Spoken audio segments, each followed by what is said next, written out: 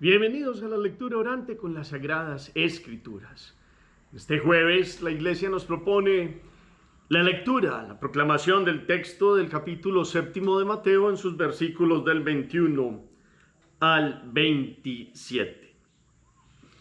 Escuchemos. En aquel tiempo decía Jesús: no todo el que me dice Señor, Señor entrará en el reino de los cielos, sino el que hace la voluntad de mi Padre que está en los cielos. Muchos me dirán aquel día: Señor, Señor, ¿no profetizamos en tu nombre y en tu nombre expulsamos demonios y en tu nombre hicimos muchos milagros? Pero yo les responderé: no los conozco. Apártense de mí, malvados. El que escucha mis palabras y las pone en práctica es como aquel hombre prudente que edificó su casa sobre la roca. Cayó la lluvia, vinieron los torrentes, soplaron los vientos y arremetieron contra la casa, pero no se derrumbó porque estaba cimentada sobre roca. Sin embargo, el que escucha mis palabras y no las pone en práctica es como aquel hombre necio que edificó su casa sobre arena. Cayó la lluvia, vinieron los torrentes, soplaron los vientos, se chocaron contra la casa y ésta se derrumbó y su ruina fue grande. Cuando Jesús terminó este discurso, la gente se quedó admirada de su enseñanza y no como sus maestros de la ley. Palabra del Señor. Gloria a ti, Señor Jesús. ¿Alguna corrección? El texto es capítulo 7, versículos desde el 21 hasta el 29. Porque aquí ya va a empezar después el capítulo 8. Los invito para que invoquemos el Espíritu Santo y pidamos la fuerza que nos da solo el Espíritu de Dios para comprender la palabra que Él mismo ha inspirado. Digamos: ven, Espíritu Santo, llénanos de tu presencia, de tu fuego y de tu luz. Que esta palabra, que hoy viene contundente como una trompeta a nuestra vida, podamos escucharla y vivirla. Que este final del Sermón de la Montaña en este día sea todo un camino de aprendizaje en el discipulado. Santo Espíritu, permítenos hacernos discípulos con tu fuego y con tu gracia. Amén. ¿Qué dice el texto? La primera lectura que vuelve otra vez a proclamarse es para que miremos bien qué dice el Señor hoy. Precisamente hoy utiliza esta expresión Señor. ¿Cómo lo utiliza? Da una afirmación categórica sobre algo que pasará, no por solo decir cosas y por decirle a Dios de cierta manera.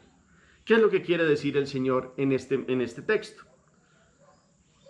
Habla de unos que tienen unas funciones que pareciera que por hacerlas tendrían entrada delante de Dios. Pero ¿quién es el que tiene la entrada en el corazón de Dios? Pone un ejemplo de construcción. Las casas, hay dos tipos de casas. ¿Cuáles son estos dos tipos? ¿Qué pasa con una? ¿Qué pasa con la otra? ¿Y cuál es la conclusión en los versículos 28 y 29 que nos da este texto? Hacemos la pausa, la palabra resuena. En la segunda lectura nos quedamos con un versículo, con una expresión, con un gesto, con algo que le haya hecho arder el corazón a usted hoy delante de Dios. Y lo colocamos en el chat para que participemos y nos sirva a todos. Y la tercera lectura es una síntesis para que pasemos a la meditación. Cerramos hoy con broche de oro todos los capítulos de 5, 6 y 7 del evangelista Mateo, donde ha venido a hacer una enseñanza clara de Jesús en el Sermón de la Montaña, que ha empezado con ese discurso bellísimo de las bienaventuranzas y que termina hoy claramente con la alusión a las dos casas, una sobre arena y una sobre roca, después del Señor, donde ha dejado claramente que no todo el que me diga Señor, Señor es el que entrará en el reino de los cielos. No es el que dice, es el que hace.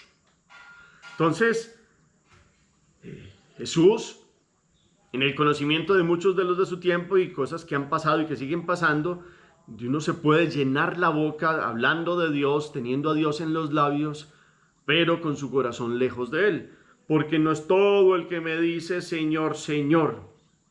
Kyrios, o sea, es un reconocimiento del señorío de Dios, pero ese reconocimiento no se hace solo a través de las palabras, se hace con todo lo que nos ha enseñado en estos capítulos de aquí hasta hoy, con una adhesión completa a la voluntad de Dios que se vuelven obras y se vuelven vida y se vuelven realidad.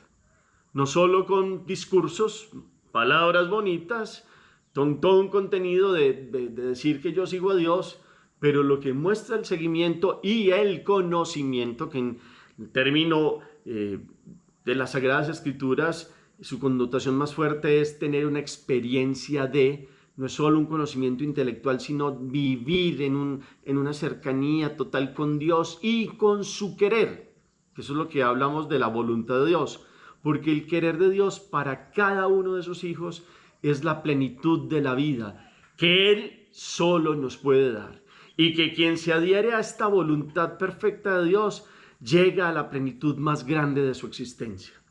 Dios no quiere solo palabrería, Dios no quiere solo que en la vida se nos vuelva como lo que tanto ha criticado Él, una hipocresía de decir y no hacer.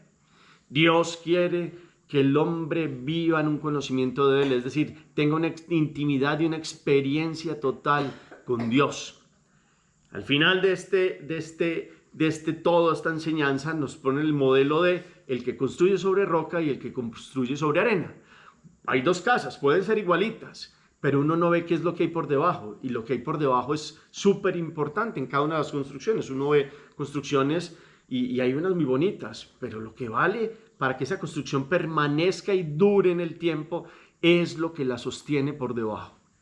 ¿Será que lo que hace que permanezca en nuestra vida como una construcción sólida delante de Dios es los principios sólidos y los fundamentos en el querer de Dios, que es bueno, perfecto y agradable? Lo mejor que le puede pasar a un hombre y a una mujer de todos los tiempos es buscar a Dios con sincero corazón y vivir en su santa y perfecta voluntad.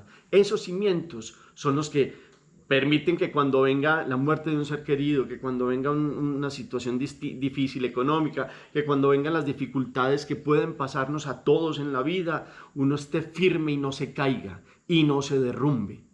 Y estos que son firmes y que no se caen y no se derrumban son los que esperan en Dios, confían en Él y viven en su palabra. Eso está pasando en su vida y en la mía. Y esa es la gran pregunta hoy.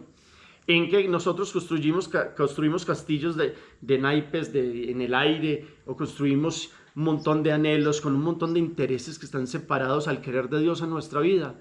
Y si eso pasa, tengamos cuidado, porque cualquier cosa nos derrumba. ¿O será que en la historia ya ha habido cosas que nos han derrumbado y que nos han enseñado que hay que poner la confianza en Dios y no en nosotros ni en los hombres? Que hay que poner la confianza en Dios en un conocimiento de acercarse a Él por agradarlo a Él, no solo por intereses personales. Que hay que acercarse a Dios porque es lo mejor que le puede pasar a uno en la vida. Que hay que aprender todo este camino de ir más allá y no quedarse solo con el cumplimiento, como lo ha enseñado todos estos capítulos 5, 6, 7 de Mateo. Que hay que verdaderamente vivir y no solo decir que vivimos, sino verdaderamente vivir en Dios. Hay un montón de cuestionamientos. ¿Cómo estamos viviendo en la voluntad perfecta de Dios? Al final, ¿qué dicen los versículos 28 y 29? Cuando Jesús terminó el discurso, la gente se quedó admirada de su enseñanza, porque les enseñaba con autoridad y no como sus maestros de la ley, porque él sí vivía lo que decía, porque su vida era transparente, porque era contundente, un mensaje que primero en él era vida. Y esta autoridad es la autoridad de Jesús. ¿Será que queremos vivir en esta autoridad que nos da un piso firme? Él es la roca, acuérdense. Él es la piedra que desecharon los arquitectos y quisieran hacer una construcción en el mundo hebreo sin el Hijo de Dios, verdadero Hijo de Dios, pues se derrumbó. Hasta el templo en el año 70 fue derrumbado. Que no se nos derrumbe nuestra vida por no poner nuestra confianza y nuestro cimiento en Cristo Jesús. Hagamos oración. Bendito sea, Señor Dios de la vida, por tu palabra y por tu fuerte mensaje. Ayúdanos a no caer solo en decir Señor, Señor, sino en vivir en tu señorío, porque amamos tu santa y perfecta voluntad en nuestra vida. Permítenos a construir nuestra casa firme, y que cuando vuelvan las dificultades de la vida, los vientos contrarios, las fuerzas que quieren derribarnos, estar firmes sin pie, porque tenemos nuestra mano puesta en ti y estamos firmes, construidos en la roca que eres tú. Bendícenos, Señor, para no hablar tanto y orar más. que podamos verdaderamente haber comprendido este camino del discipulado que nos has enseñado en este sermón de la montaña para vivir y no solo para figurar y para tener una vida exterior, sino una vida interior que nace desde un corazón fortalecido en ti, que quiere acercarse a tu querer, pues, que es el querer de un padre que tiene lo mejor para sus hijos. Amén. ¿Qué propósito o acción queda? Los invito a que piensen en este final del Sermón de la Montaña. ¿A qué me mueve todo? No solo lo de hoy, todo lo que se ha dicho. ¿Cómo voy a construir mi vida? ¿Será que digo y no hago? ¿Será que hablo del Señor y no lo tengo como Señor en mi vida? ¿Cómo vivir verdaderamente esta palabra? Gracias por el eco que colocan al final del chat. El Señor esté con ustedes y la bendición de Dios Todopoderoso, Padre, Hijo y Espíritu Santo, descienda sobre ustedes y los acompañe siempre. Podemos seguir en paz. Demos gracias a Dios. Feliz día para todos.